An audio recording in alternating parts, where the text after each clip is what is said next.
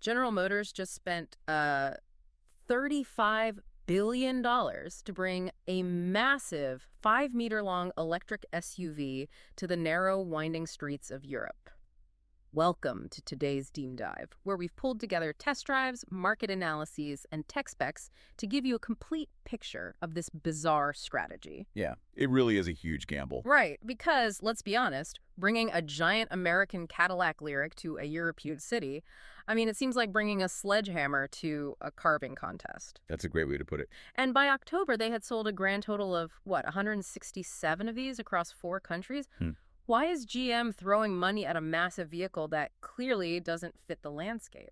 Well, the goal here isn't to sell 1 million LYRIQs right out of the gate. Think of that 95,000 euro price tag, not as like a volume sales target, but as an incredibly expensive billboard on wheels. A billboard for who, exactly? GM is targeting a very specific demographic. The data shows they're after luxury seekers and tech professionals who want to stand out from the usual sea of German sedans, Oh, sure. They are basically using this highly visible vehicle as a Trojan horse to introduce their real secret weapon, which is the Ultium platform. Wait, the battery architecture. Why is a battery platform their secret weapon? Because of its extreme modularity. Ultium is essentially a giant Lego set for electric vehicles. Oh, okay, so they can just swap parts around. Exactly.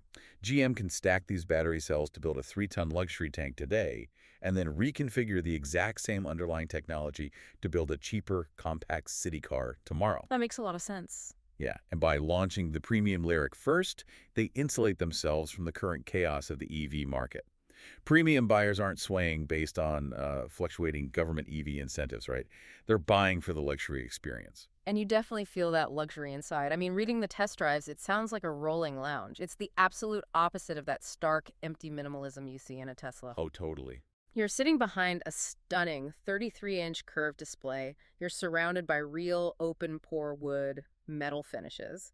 And there's a 19-speaker AKG audio system that's specifically turned to cancel out road noise. It's a complete sensory shield. Yeah. And mechanically, with a massive 102 kilowatt-hour battery, you're getting a very reliable 480 to 490 kilometers of real-world range. Wow, that's solid. It is. Yeah. But, there's a physical reality to moving that much weight around Europe. Right, the suspension. The test drives actually point out a glaring omission here. No adaptive dampers. Why does that matter so much for this specific car? Well, when you have an electric vehicle this heavy, you desperately need smart shock absorbers that can read the road and react in milliseconds, to keep the cabin stable. And the LYRIQ doesn't have that. No. Without adaptive dampers, the standard suspension is doing all the heavy lifting. On a smooth highway, it's a dream. But hit a bumpy road. Exactly. Hit a battered country road or tight cobblestone streets, and the sheer mass of the battery just bounces you around. Yeah. It simply lacks the agility to isolate passengers the way like a Porsche Macan would. Which makes their next move totally baffling to me. If they built a quiet, heavy rolling lounge that struggles on country roads, why on earth did they debut the brand new LYRIQ-V at the Le Mans racetrack? It is quite the pivot. Right. It pushes 615 horsepower and hits 100 kilometers an hour in a staggering 3.3 seconds. That feels like a complete identity crisis. Why launch a track monster right after selling people a mobile living room? It's about demanding respect. To win over a European audience, you really have to prove your engineering credibility. Ah, I see. Yeah, debuting a high-performance halo car at Le Mans proves to the market that Cadillac isn't just a soft legacy brand anymore. They have serious motorsport chops. That's an image overhaul. Completely. Yeah. And they are pairing this aggressive new image with a completely overhauled sales model. They just launched a digital direct-to-consumer buying experience starting in Zurich. Wait, so they are bypassing traditional dealerships entirely? Entirely. No haggling, no dealership lots, no middleman markups. You just buy it online at a fixed price. That's a huge shift. It is. And it allows GM to tightly control the customer experience and protect the brand's premium image from start to finish. I see. So the giant LYRIQ, the lightning-fast LYRIQ-V, the slick online buying process, none of this is the main event. That's the real strategy.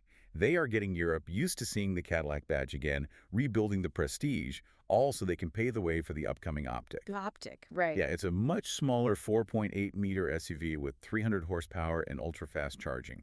It is custom-built for European roads and preferences. It's brilliant. So this massive 5-meter luxury SUV really is just the Trojan horse to get that modular Ultium platform through the gates. That's exactly what it is. Which leaves you, our listener, with this to ponder.